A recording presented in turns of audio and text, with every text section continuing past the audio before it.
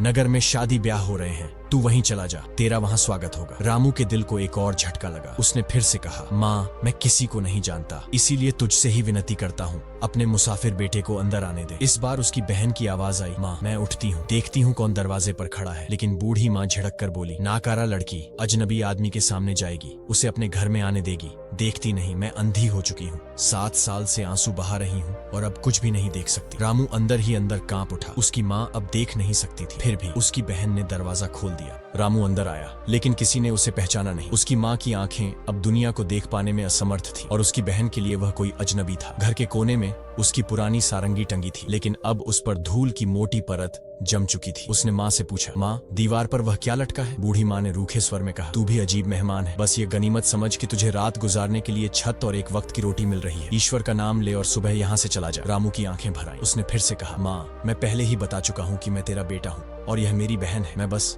इतना जानना चाहता हूँ कि वह दीवार पर टंगी चीज क्या है। बूढ़ी माँ ने झुंझलाकर कहा, वह सारंगी है। रामू की सांसें रुक गई, कांपते होठों से बोला, सारंगी? किसकी सारंगी? बूढ़ी माँ ने आह भरी और कहा, मेरे दुखियारे बेटे की। 7 साल से वह यहीं टंगी है, किसी भी जीवित आदमी ने इसे हाथ तक नहीं लगाया। रामू की बहन ने धीरे से सारंगी उतारी और उसे पकड़ा दी। जैसे ही उसके हाथों ने उस जानी पहचानी धड़कन को महसूस किया, उसकी आंखों से आंसू गिर पड़े। उसने सारंगी को सीने से लगाया, फिर ऊपर आसमान की ओर देखा और कांपती आवाज में प्रार्थना की, हे ईश्वर, मैं अपने मन की इच्छा पूरी करने के लिए जा रहा हूँ, मेरा साथ देना। रामू ने कांपते हाथों से सारंगी को उठाया और तांबे के तारों को हल्के से छेड़ा। अचानक कमरे में झनकार गूंज उठी और एक पुरानी धुन हवा में घुल गई। उसने गहरी सांस ली और गाना शुरू किया। उसकी दर्द भरी आवाज ने रात के सन्नाटे को चीर दिया। उसकी माँ की आंखों से आंसू बहने लगे। वह बिलखते हुए बोली, तेरा नाम क्या है बेटा? तेरे गीत ने मेरे दिल को छलनी कर दिया है। बुढ़िया कांपती आवाज में बोली, आज ही मैंने एक सपना देखा था कि मेरे बाल पूरी तरह सफेद हो गए हैं। 7 सालों के आंसुओं ने मेरी आंखों की रोशनी छीन ली है। तेरी आवाज मेरे रामू से मिलती है,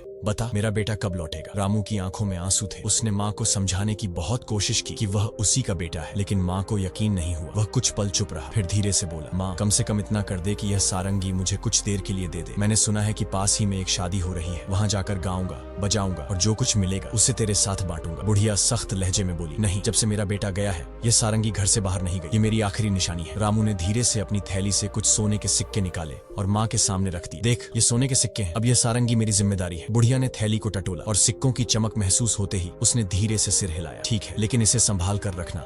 रामू की बहन ने उसे शादी वाले घर का रास्ता दिखाया और वह वहां जा पहुंचा। बहन दरवाजे पर खड़ी रही, क्योंकि उसे यह देखना था कि आगे क्या होने वाला है। इस घर में चंद्रिका रहती थी और इसी रात उसकी शादी वीरेंद्र से होने वाली थी। वीरेंद्र अपने रिश्तेदारों और साथियों के साथ खाने पीने में मस्त था। दूसरी ओर चंद्रिका पर्दे के पीछे अपनी सहेलियों के साथ बैठी थी। उसके एक हाथ में